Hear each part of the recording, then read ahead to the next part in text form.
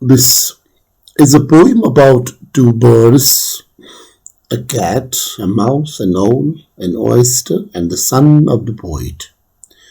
The eagle is a bird powerful in strength, size, vision, and flight, which in nature is carnivorous, a predator, a hunter. The students, a dove is a bird gentle, innocent in nature. A cat is an animal. It represents the spiteful and angry nature. Mouse is a small rodent. It represents quite nature. Okay. Owl is a bird of prey and represents evil and bad luck in the poem. Oyster is a sea creature. It's a sacred in nature, used as a force of resilience in the poem. So these are different shades of meaning which as students, which as teachers, we can arrive at, right? I'm selecting one of these areas of meaning here, right? I'll just focus my thought on one of the areas of thinking, and let us go to the literal part of this very poem, okay? I said in the very first outset that this is a metaphysical poem.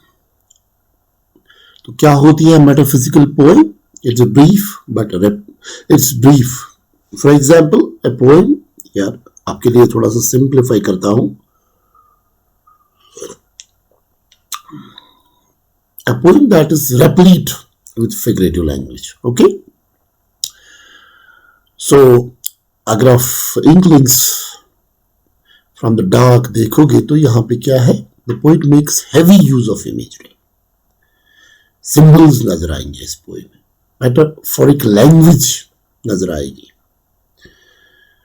So, the translation of the poem goes like this. The poet talks about yesterday night or last night. He had a dream where his imagination opens up. It starts running wild. Fancy silt जहाँ पे कहा गया. तो शायर sees an eagle in the depths of his mind.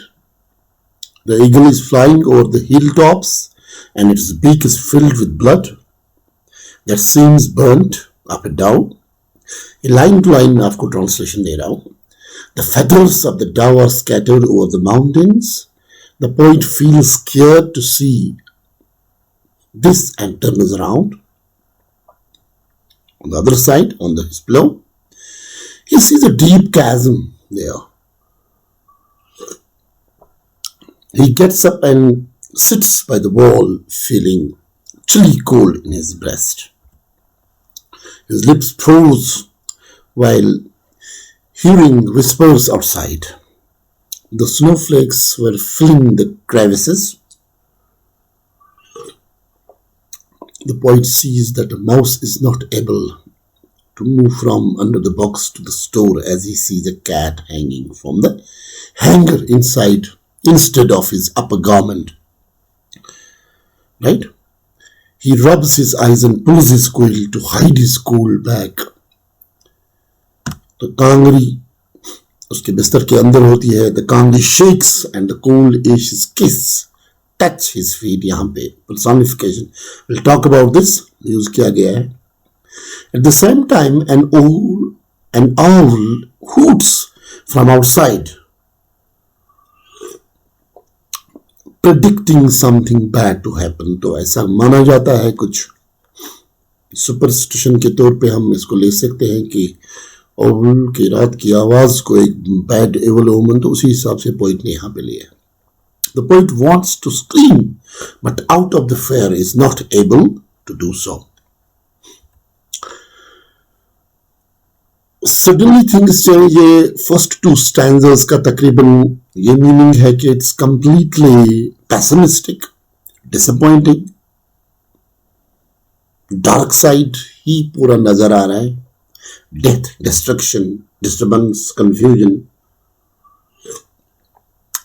वही हम सब experience कर रहे हैं पहले दो स्टैंजास में. लेकिन लास्ट स्टैंजास में सब में all together you see a change. The poet recalls, याद आता है उसको कल रात का इंसिडेंट एक, जिसमें क्या हुआ था, where he had told a story to his son. याद आता है. His son had raptly listened to it. The poet remembers that when he narrated the part where he had mentioned an oyster struggling in pain, in travails, he had found his son in sleep. The poet rises up in hysterics. बड़े उस डरे हुए, सहमे हुए, परेशानी के आलम में वो खड़े हो जाता है अपने बिस्तर से. Turns the light on. He finds his son lying by the wall like a mushroom on a mountain. The son seems to be in deep sleep and a beautiful smile on his lips. Okay? Looks like blooming blossoms. तो उसके होंठों से ऐसा दिखता है. He finds a sudden drop of sweat on his forehead.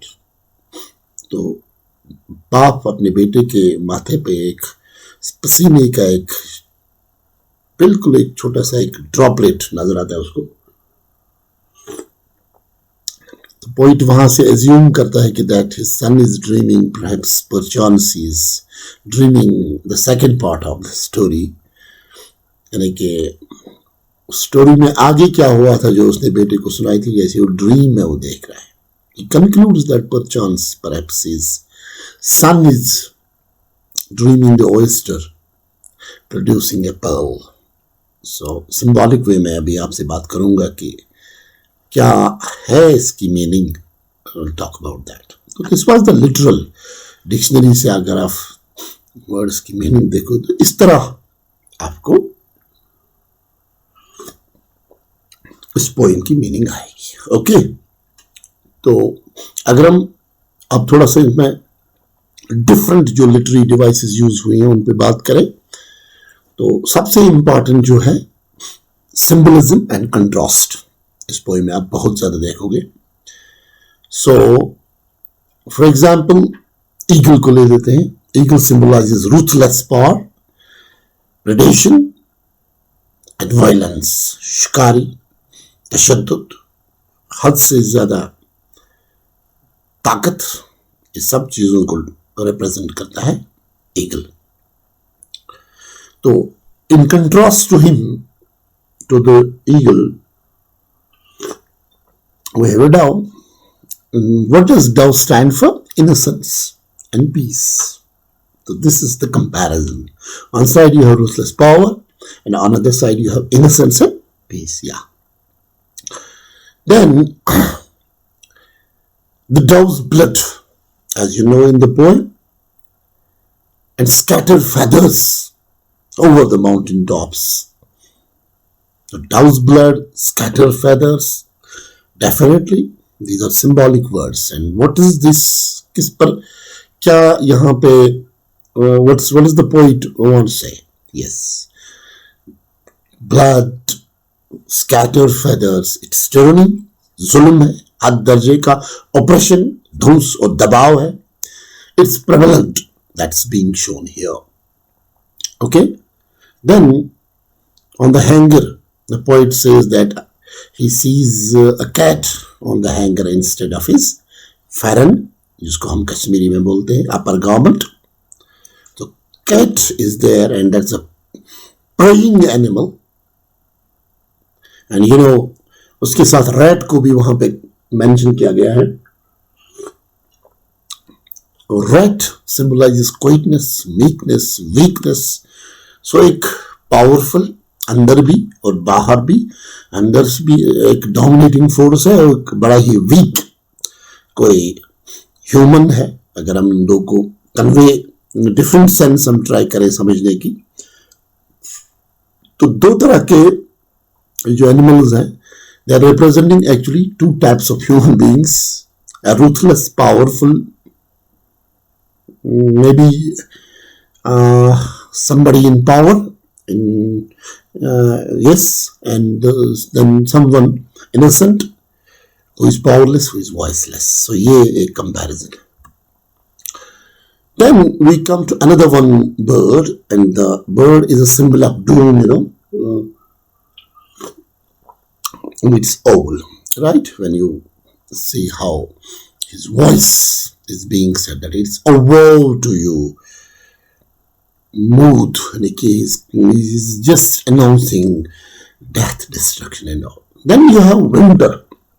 And जब winter की बात सुनते ही हमें नेचुरली एक ठंड सी महसूस होती है. सो barrenness. And then you have that sea creature being mentioned in the poem, that's oyster, and it's the symbol. It stands for spiritual perfection, because oyster ke through hame what has been conveyed? Struggle, hard work, devotion, commitment, and at the end of the day what happens? Oyster produces, labels forth a pearl. So बड़ा deep meaning है इसका कि वो कहते हैं ना कि जब आप एक मेटल को आग में डालते हो तो उस मेटल को आप फिर जैसे चाहो वैसे मोड़ सकते हो. तो आग की वो क्वालिटी है कि उस मेटल को बिल्कुल सॉफ्ट बना देता है. तो यही बात यहाँ पे ऑयस्टर की स्ट्रगल आप ले सकते हैं, वो स्पिरिचुअल प्यूरिफिकेशन, वो struggle, and then the pearl, that's the regeneration, redemption, that's the final outcome. तो ये चीजें यहाँ पे सिंबॉलिकली कही गई हैं. And then something mushroom is also being mentioned here. That's germination. That's life goes on, and that's freshness. That's innocence. That is something, some life without vice. That's no sin. It's virtue everywhere. So एक और यहाँ पे आपने you have seen experience another contrast. Then you will see another contrast between man and the child, right? When you see the grown-up man is helpless and traumatized by evil practices, so you and me, the people, the men of conflict, हम देख रहे हैं पूरे दुनिया में materialism. Even in this pandemic we have seen people are mad after. एक बीमारी को भी एक बिजनेस बना दिया. That is what we as grown-up men can do. Masks पे इतना blacklisting और इतना उस पे पैसा, sanitizer, my God, throughout the length and breadth of the world. अब गरीब लोगों के लिए इन चीजों को इतना ज्यादा महंगा कर दिया कि ऐसा लगता है जैसे गरीबों को जिंदा रहने की कोई उनको they don't deserve to live. तो ये है हम जैसे ग्रोन अप मैन, हमने दुनिया को क्या बना दिया. तो एक साइड में इस पोएम में हम जैसे ग्रोन अप पीपल को, मटीरियलिस्टिक अप्रोच वाले लोगों को, पावर हंग्री लोगों को, सेल्फिश लोगों को, वायलेंट, क्योटिक, ट्रॉमेटाइज्ड, हम हमारी एक एग्जाम्पल पेश की गई है. इविल प्रैक्टिस को वो ना demonstrate किया गया है. when you see the feathers around and the beak of the eagle, you see that's blooded. So and on the other side आप क्या देख रहे हो? The child, pure, potent and capable of transforming humanity's despair into hope. तो उस तरह वो blossom और sweat का drop वगैरह,